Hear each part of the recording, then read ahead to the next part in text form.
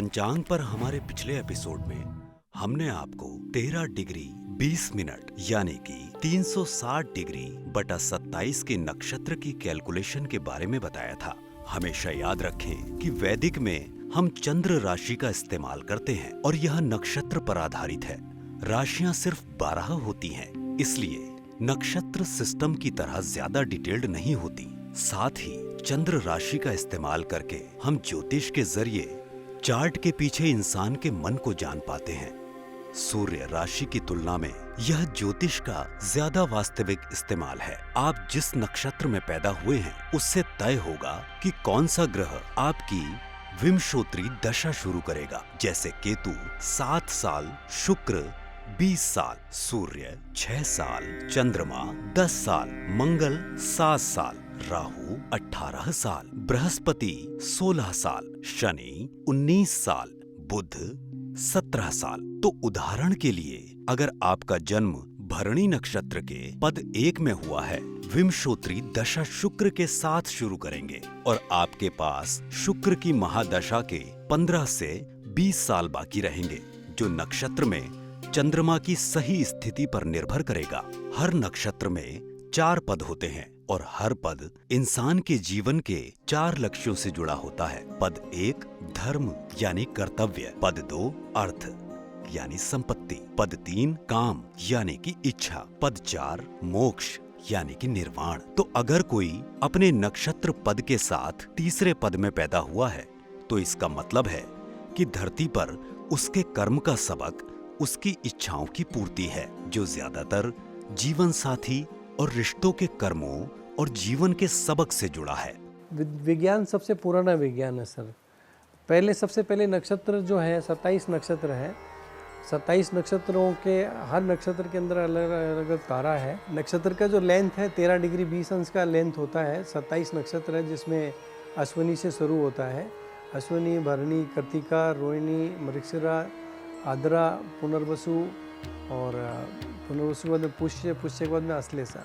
ये 9 नक्षत्र का एक साइकिल आता है। फिर बाद में दूसरा नक्षत्र 9 साइकिल आएगा, मघा, पूर्व फाल्गुनी, उत्तरा फाल्गुनी और उत्तरा फाल्गुनी के बाद में हस्ता आएगा, हस्ता के बाद चित्रा आएगा, चित्रा के बाद स्वाति आएगा, स्वाति के बाद विशाखा आएगा, विशाखा के बाद में अनुराधा आएगा, अनुराधा के बाद में ज्येष्ठा आएगा। फिर वापस केतु का नक्षत्र आएगा, मूला आएगा, मूला के बाद में पूर्वाषाढ़ा आएगा, फिर उत्तराषाढ़ा आएगा, उत्तराषाढ़ा के बाद में उसके बाद में फिर श्रावण आएगा, श्रावण के बाद में घनिष्ठा आएगा, घनिष्ठा के बाद में सतविसा आएगा, सतविसा के बाद में पूर्वा भाद्रपद आएगा, पूर्वा भाद्रपद के बाद में उत्तरा भाद्रपद आएगा, फिर रेवती आएगा। ये 27 नक्षत्र है। एक अभिजीत नक्षत्र भी लिया है जो उत्तराषाढ़ा और इसके बीच का जो पोर्शन है उसको हमने वहाँ पे लिया है। अभी ये जो 27 नक्षत्र है और इन नक्षत्रों के फिर 4-4 चरण हैं, 6-6 घंटे के 4-4 चरण होते हैं। तो पहले कोई भी जब ये होता था, जन्म होता था, कुछ भी होता था, तो जो लोग आकर के पूछते थे कि ये जन्म हुआ है, तो वो उसका नक्षत्र और उसका चरण के हिसाब से उसका नाम और उसका जो भी बेसिक जो उसके जो रिचुअल्स हैं वो उनको बता देते थे। और उस नक्षत्र की बेस पे ही जो ग्रह जो है वो गोचर में या ट्रांजिट में उस ग्रह की बेस पे ही, नक्षत्र की बेस पे ही दशा डिसाइड होती है।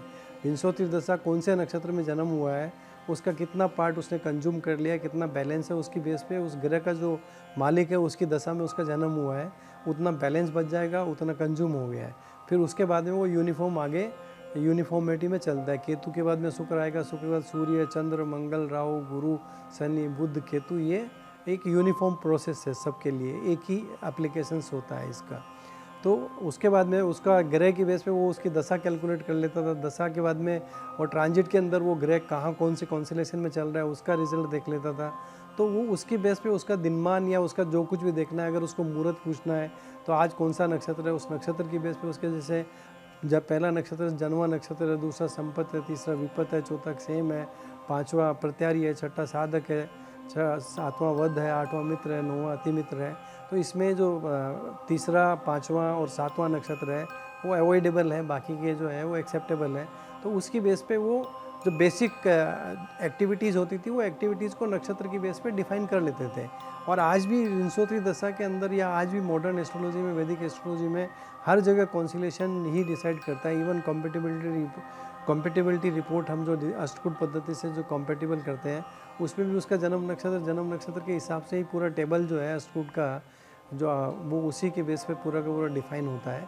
तो नक्षत्र is the most important part actually. Even south India के अंदर तो जो अपना बर्थ स्टार है वो लोग वहाँ डिस्क्लोज नहीं करते किसी को भी, क्योंकि जन्म नक्षत्र के हिसाब से ही आदमी पे जो ब्लैक मैजिक या कोई भी जो नेगेटिव एनर्जी का इन्फ्लुएंस होता है वो नक्षत्र के नाम से ही होता है। इसलिए वो लोग अपना नक्षत्र सीक्रेट रखते हैं, वो अपना नक्षत्र किसी को डिस्क्लोज नहीं करते। नॉर्थ इंडिया में हमारे जो है वो नक्षत्र ज़्यादा रिफ्लेक्ट करते हैं, वो लोग उसी नाम से नक्षत्र के कॉन्सलेशन के बेस पे ही वो अपना नामांकन करते हैं। वैदिक ज्योतिष में 27 नक्षत्रों को 3 भाग में विभाजित किया गया है, जिन्हें पर्याय कहते हैं। हर समूह में 9 नक्षत्र होते हैं और इस प्रणाली में 9 ग्रहों में से हर एक ठीक 3 नक्षत्रों का शासक होता है, मतलब हर समूह से एक। वैदिक ज्योतिष में बड़े आसमान को 27 नक्षत्रों से दिखाया गया है, जिनमें से हर एक चेतना और जीवन के अनुभव की एक अलग अवस्था को दिखाता है। वे अनियमित नहीं हैं, उन्हें ध्यान से 3 एक के बाद एक चक्र में लगाया गया है, जो जन्म, अनुजन्म, त्रिजन्म की ब्रह्मांडीय लय को दिखाते हैं। वही चक्र जो प्रकृति, जीवन और खुद समय को नियंत्रित करती है। पहला चक्र, जिसे जन्म या क्रिएशन का साइकिल कहा जाता है, अश्विनी से शुरू होता है और अश्लेषा पर खत्म होता है। यह अवस्था जन्म, शुरुआत, विकास और पहचान बनाने को दिखाता है। यहीं पर ऊर्जा सबसे पहले आकार लेती है और जीवन शुरू होता है। दूसरा चक्र, जिसे अनुजन्म या मेंटेनेंस कहते हैं, माघ से ज्येष्ठ तक चलता है। यह अवस्था गुजारे, जिम्मेदारी, फैलाव और जो बनाया गया है उसे बचाने की चुनौतियों को दिखाता है। यह मैच्योरिटी, सोशल रोल और दुनिया में किसी की जगह को मजबूत करने को दिखाता है। तीसरा और आखिरी चक्र, जिसे त्रिजन्म या डिसोल्यूशन कहते हैं, मूल से रेवती तक फैला होता है। यहाँ केंद्र बदलाव, रिलीज और पूरा होने की ओर जाता है। यह डिटैचमेंट, अनुभव से मिली समझदारी और आखिरी में सोर्स पर लौटने को दिखाता है। आत्मा को पुनर्जन्म के लिए तैयार करना। जो चीज इस प्रणाली को और भी सटीक बनाती है, वह इन चक्रों में ग्रहों का राज करने का तरीका। यह ग्रह 3 नक्षत्रों को नियंत्रित करता है, हर साइकिल में एक, जो जन्म, अनुजन्म, त्रिजन्म में से एक जैसा क्रम बनाए रखता है। इससे यह पक्का होता है कि हर ग्रह अपनी एनर्जी को होने के 3 फेज में दिखाता है। उदाहरण के लिए केतु, जो मुक्ति और पिछले कर्मों का ग्रह है, जन्म में अश्विनी, अनुजन्म में मघा और त्रिजन्म में मूल को नियंत्रित करता है। नाम आप नक्षत्र पे रख रहे हैं, लेकिन बृहस्पति का होरा शास्त्र का श्लोक है कि जो भी ग्रह सबसे ज्यादा ताकतवर हो उस पर व्यक्ति का नाम रख देना चाहिए। मान लीजिए कि चंद्रमा जो है आपका पीड़ित है, मेलेफिक्स के बीच में है, वो अपना असर पूरा नहीं दे पाएगा, तो ऐसे चंद्रमा के ऊपर नाम मत रखिए, चंद्रमा के नक्षत्र के ऊपर। और आप देख लीजिए, भगवान राम का नाम नक्षत्र के ऊपर नहीं है, भगवान कृष्ण का नाम नक्षत्र के ऊपर नहीं है, कोई भी नाम नक्षत्र के ऊपर नहीं रखना है। उसी चीज पे रखना है जो चीज सबसे ज्यादा ताकतवर हो, जो ग्रह आपके चार्ट में सबसे ज्यादा ताकतवर हो, जो काम आप अपने बच्चे से करवाना चाहते हो, उसके ऊपर नाम रखिए। वो जो प्रथा पुरानी चली आ रही थी कि आप ना पहले प्लान करते थे कि गर्भधान किस दिन होना है और चंद्रमा जो है ना पावरफुल मिलेगा बर्थ के टाइम पे, पर अब तो वो नहीं मिलता। अब तो आप रैंडमली प्लान करते हैं किड्स। आप जब रैंडम प्लान कर रहे हैं किड्स, तो आप कैसे सोच रहे हैं कि मैं जो नाम है ना वो अब चंद्रमा के नाम पे रखूंगा? हाफ सिस्टम फॉलो नहीं कर सकते। तो आप देखिए कुछ नाम है, जैसे कि ना अगर आप ऐसे साउंड्स यूज करें, क ख घ घ न, जो कि गटल साउंड्स हैं, यहां से गले से निकलते हैं। व्यक्ति जो है गुस्से वाला, लड़ने वाला, ब्रेव होता है, लेकिन ना अगर मार्स चार्ट में खराब है और नाम रखा है मंगल की आवाजें हैं क ख घ घ न, और आपने नाम रखा है कृष्णकांत, व्यक्ति जो है लाइफ के अंदर उठ नहीं पाएगा। क्यों? क्योंकि ना आपने नाम तो रखा है मंगल पे, मंगल के साउंड को यूज करके, और व्यक्ति का मंगल नहीं है चार्ट में। आपने नाम रखा है दामोदर दास, त थ ध ध न, बृहस्पति के शब्द हैं और बृहस्पति चार्ट में अच्छा नहीं है, काम नहीं करेगा व्यक्ति को। तो आपको ना ढूंढना पड़ता है कि कौन सा ग्रह सबसे अच्छा है और उसके ऊपर ही नाम रखना है। आपका नाम है ना, आप एक तिथि पे पैदा हुए हैं, आप एक वार में पैदा हुए हैं और आप एक नक्षत्र में पैदा हुए हैं। पंचांग है बेसिकली, तिथि वार योग नक्षत्र करण, उसमें से तिथि वार और नक्षत्र हमने ले लिया और आपके नाम का पहला शब्द ले लिया।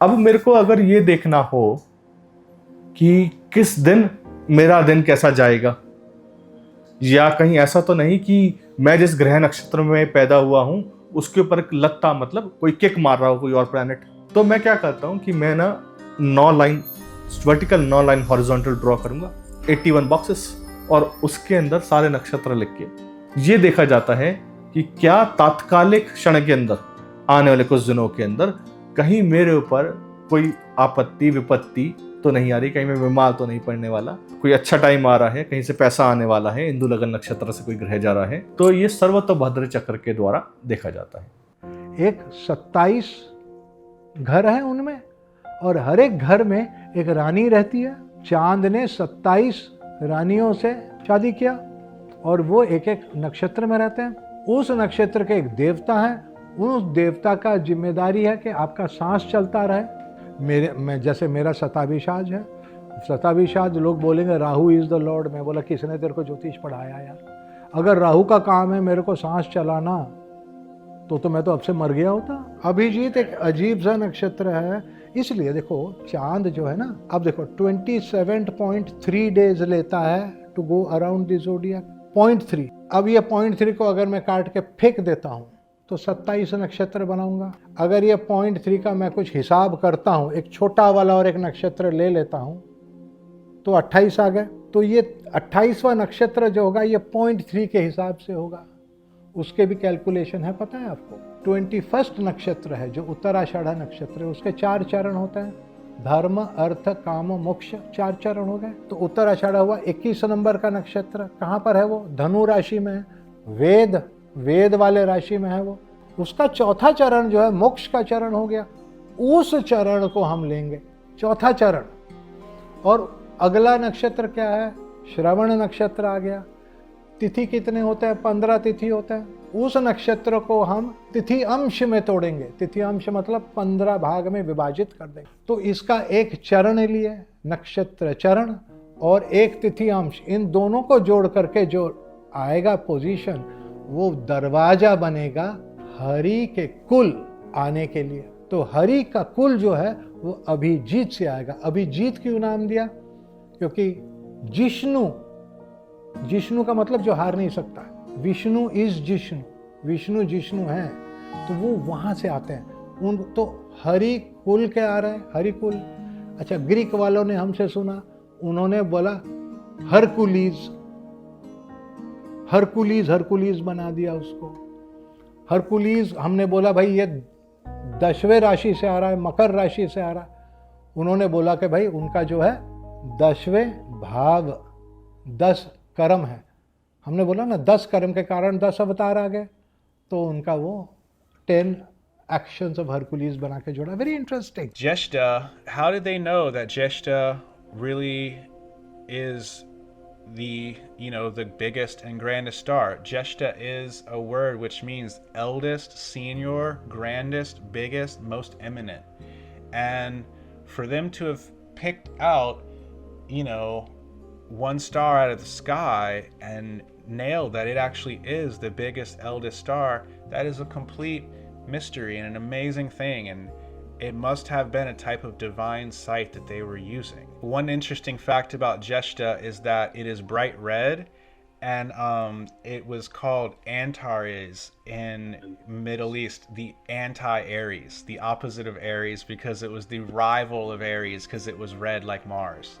So that's just kind of a neat little thing, because in India it's Jeshta is Indra. Indra was like a hero, like this rival of Mars in a similar way. Mula Nakshatra meaning root or origin, and that being at the at the galactic center, the center of our galaxy. They just happened to name that the origin place, the origin nakshatra, and that's really where where the center of our Milky Way galaxy is, if we look at it at night, like I can see it this time of year, we will see a constellation. We'll see Mula Nakshatra, and Mula literally means the root or the origin. You know what I mean? How in the world did they nail the origin of the galactic center? And then it's further confirmed because Hinduism is all about the Vishnu Nabi, the navel of Vishnu, which is the galactic center or the black hole. The black hole at the galactic center, I mean, Mula is ruled by the dark goddess. Mula is the one nakshatra ruled by a black dark goddess, Kali, Alakshmi, whatever, Niriti, whatever you want to call it. And that's the part of the sky that sucks everything into it, a black hole, and nothing can escape it. It's like, wow. And the Rig Veda is like praising Niriti, like, send all my enemies to you. You know what I mean? Like, send all my enemies to this black hole, protect me. You know, like, that's what a lot of these Vedic yagyas and worship was for the, you know, the Vishwadevas. You know, it's interesting how that plays in. वैदिक ज्योतिष में बताया गया है कि समय में भी एक जीवंत गुण होता है और हर पल नक्षत्रों के आधार पर हमारे कर्मों को या तो सपोर्ट करता है या रोकता है।